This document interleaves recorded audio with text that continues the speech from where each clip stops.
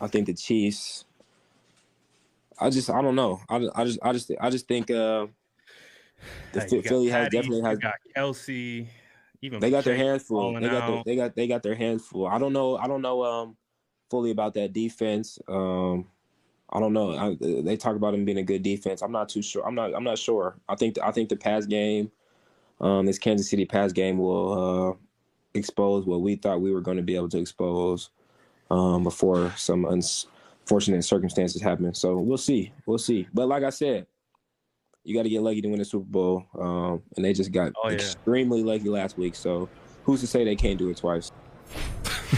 I mean, tell us how you really feel, Brandon Ayuk. Mike Jones from The Athletic is here.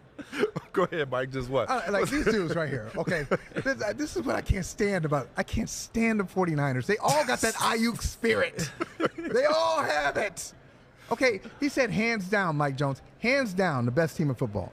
If you are hands down the best at anything, if they take away a hand, you still gonna win. Yeah. So I don't want to hear about your your quarterback went out. I wish Brock Purdy had stayed in the game. I wish he had stayed. I wish Hassan Reddick hadn't hurt him.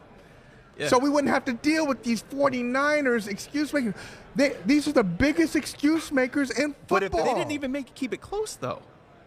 How you gonna keep it close with Josh? No, but I'm saying, like, if you're going to say that, you gotta at least keep it close. You're better than everybody else.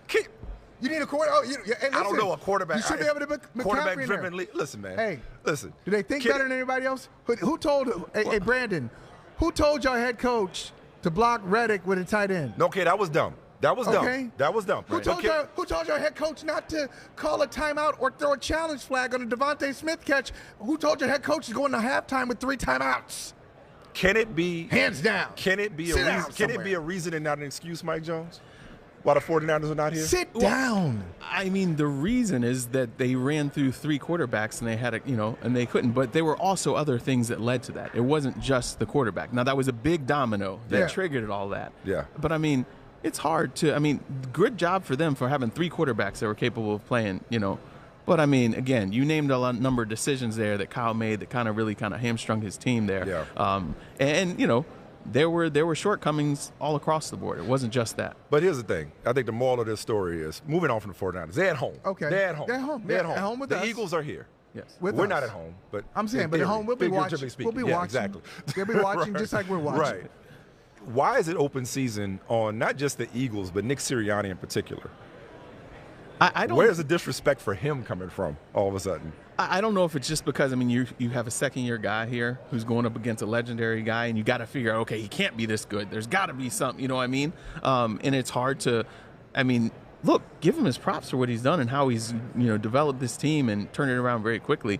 But, I mean, I guess you hate to give them that much credit for that quickly turning it around. I don't know if that's what it is or what.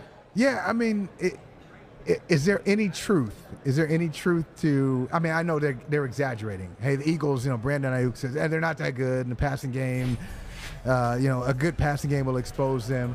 Or I know the Giants got stung by them. So hey, he's got a great offense. So he's not really doing that much. Is there any truth in any of this criticism for Sirianni that you see? I don't think so. I mean, because the thing is, they had an easy time in the playoffs. They didn't really have to air it out. They didn't have to throw in either one of those games. But would you look at what they did throughout the whole season? Yeah, they had a softer schedule, but they took care of business. Was it? You know what I mean? I mean, I looked at their record against winning teams. They had one of the best records. I think they're 9-1. Yeah, well, going into the season, it looked like one of the. You know what I mean? Yeah. Okay. But still, they still took care of business. Statistically speaking, they have one of the best pass rushers of all time. Yes.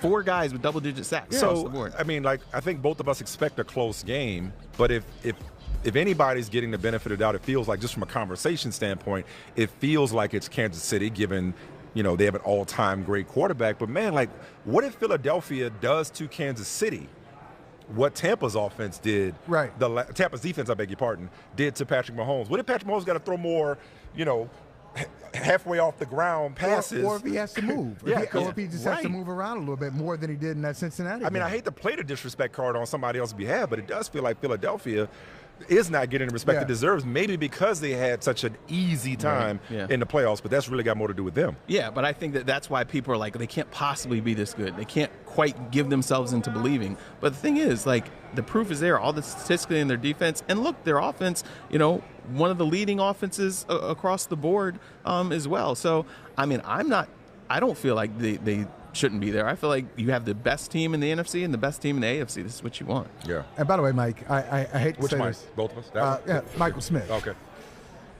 I'm not sure the game's going to be close. Much respect for Kansas City. I thought you were expecting the classic. I asked if it will be a classic. Oh, okay. And classic games usually Oh, here. okay. I think Philadelphia is a cut above. Okay. I So. think they are the best team. Brandon Ayuk, I think they're the best team in football, hands down, the Eagles. And I think it's going to be hard for Kansas City to match up with them in certain areas. That running game, man. Good I luck. mean, Good luck. It's like, I mean, no, the Chiefs are top just 10 against the run defense. No question. But against this run offense, this is a different beast with that quarterback and that offensive line. And it's a different simple. beast. I mean, this is like, you know, a good teaching moment. If you had somebody who just like, okay, tell me why Philadelphia is good. You just say O-line, D-line. They're right. You just start right They there. built it up front. Yep. And they got, so I think they have more than any, filling the opponent, they got more than the opponent when it comes to that. No, So I agree with you. I think it might be like a 10 or 14-point win for Philly. Damn. I Yeah. mean, I think their defense will do very well. That's a lot of points. I mean, that's a big 10 points? Yeah. That's a lot. It's not 3 scores. It's not three. It's not. Be quiet. It's only. It's only not 30. 10. It's not 31-7. I mean, you know, right? Exactly. For example, That's what I thought you were saying. Right. It's Hey, not like they're going to lose by listen, 24. We almost up against the clock, Mike. But you recently spoke to Doug Williams Yeah. about the significance of that. And I said tongue in cheek earlier. My prediction is a black quarterback over the Super Bowl this year, Right. which we've never been able to say that in just like that because Right. we never had two facing off. But between Patrick Mahomes and Jalen Hurts, one brother is going to have the Lombardi Trophy in his hands. It's special. How significant is it? And this is what I mean by that. At least I hope we're at a point, and there's always going to be double standards. There's always going to be unfair criticism. There's always going to be stereotypes assigned. That's just being black in America, regardless of what line of work you're in. But I don't think I think we're beyond the point where black quarterbacks have to prove that they can do it. I don't see this as a watershed moment that some owner, general manager, head coach, personnel guy is going to look and say, well, maybe I ought to reconsider how I view black quarterbacks. I don't think it's that. No. But it's special nonetheless. Why? Right. No, it's special just because of the history and how hard it was for those guys to get the opportunity. As Doug said, now you're at a time where these coaches don't care what color you are. They will play the best guy to give them a chance to win. These mostly white coaches don't care what color you are. Exactly. When he was playing, he would see talented brothers on the bench because they were brothers and playing behind inferior talent. That's different now. But now just the fact that we almost don't even think about it. And it's like, whoa, Yeah. It's not like, I remember when I was a kid, I was like, oh, look, they got a black quarterback. Yeah. Oh, they got a black. Now, you know what I mean? You've got these two guys here, excellent, among the top in their whole generation here. Well, and that's why it's significant. And not only that, for the first time, not only is a black quarterback the best quarterback, but the face of the league, arguably. Hey, thank you for watching Brother from Another. If you haven't hit that subscribe button, go ahead and do that now. Don't forget, you can catch us 3 to 4 weekdays on PeacockTV.com and on Sirius XM Channel 85.